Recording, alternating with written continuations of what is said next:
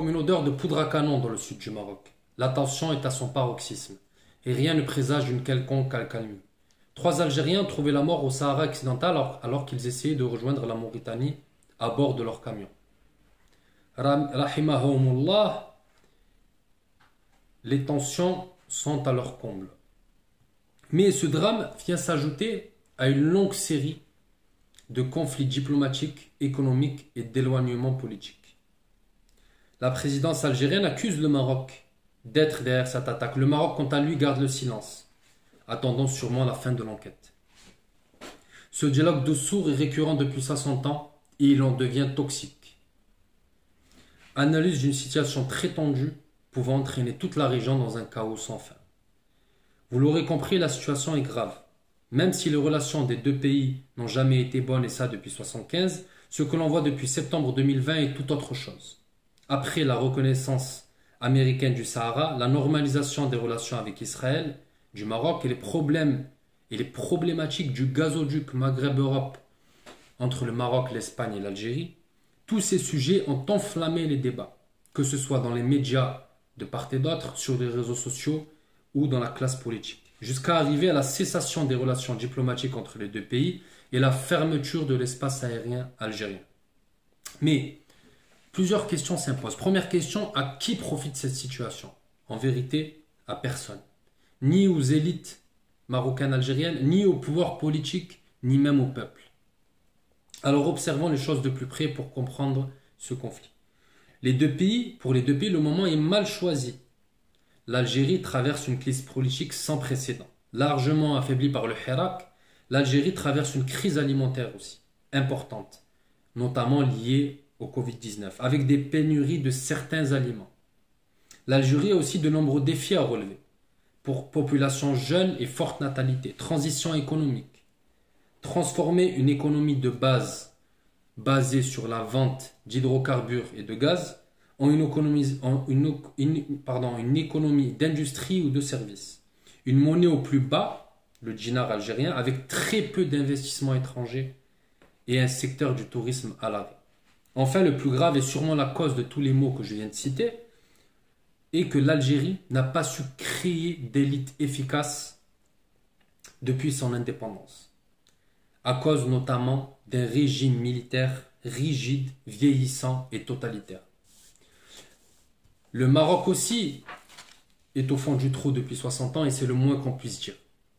Malgré un tourisme qui marche super bien, il faut le reconnaître, avec un vrai savoir-faire et une excellence hôtelière à la marocaine, une avancée considérable dans certaines régions, alors ils sont vraiment très minoritaires au Maroc, il existe cependant des inégalités territoriales et régionales importantes, de forte pauvreté dans la ruralité marocaine, pas ou très peu d'industrie dans ces régions, pas ou très peu de services dans ces régions, pas de perspectives économiques claires pour l'avenir du Maroc.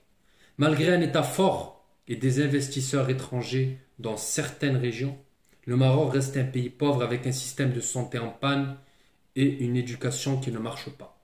Les défis sont de taille et les deux pays ont un retard considérable sur les industries de pointe et sur les startups du numérique qui sont le futur de notre planète. Alors qu'est-ce qui coince? Qu'est-ce qui ne va pas entre les deux pays?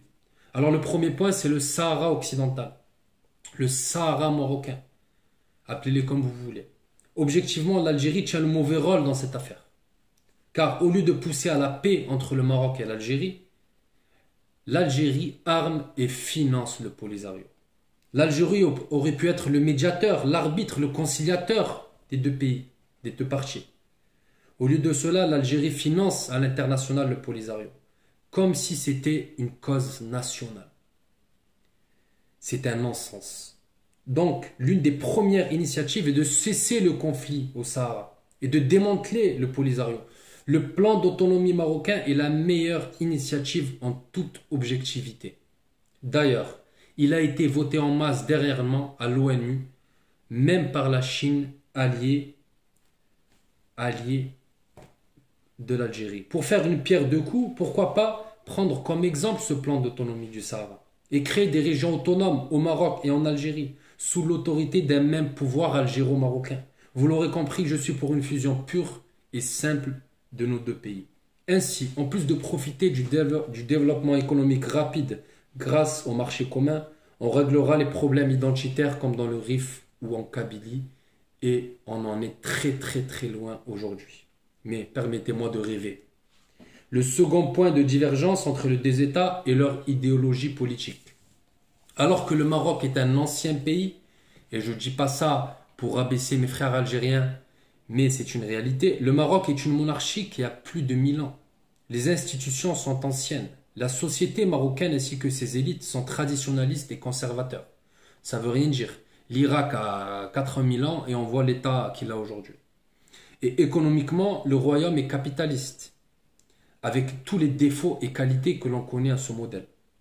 Le Maroc a fondé sa nation sur le récit historique, mais aussi sur la marche verte et donc sur la récupération des territoires perdus. L'Algérie sœur est un État socialiste, se réclamant anti-impérialiste, anti-colonialiste, anti-capitaliste, tout ce que se réclame le Maroc. L'armée de libération nationale algérienne, qui est le centre du pouvoir en Algérie, est aussi le noyau de son histoire et de son récit historique. Qu'est-ce que je veux dire par là? Pour vous faire une image, le jour 1 du calendrier algérien est l'indépendance de l'Algérie, le 5 juin 1962. Ces stratégies mises en place par les deux États sont claires.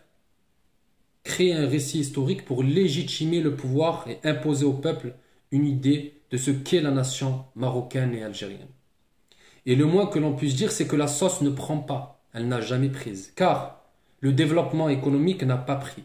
Il est impossible de créer une nation et une unité nationale sans des victoires économiques de développement ou une supériorité militaire. Mais l'un ne va pas sans l'autre. La fierté nationale va de pair avec la réussite nationale. C'est pour cela que j'en appelle moi personnellement à l'unité. Ce n'est pas parce que je crois au monde des bisounours, ou parce que je suis un rêveur, ou parce que je fantasme.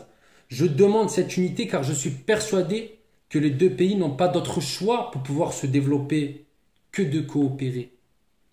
Alors oui, les deux États ont des atouts à faire valoir et une complémentarité rare pour le souligner. Le Maroc et sa grande façade atlantique, l'Algérie et son vaste territoire, une culture et une langue et une histoire identiques, avec des héros identiques et des ennemis identiques, un niveau économique similaire qui est idéal pour une fusion des marchés ou bien pour une intégration économique des deux États, contrairement à l'Union européenne par exemple.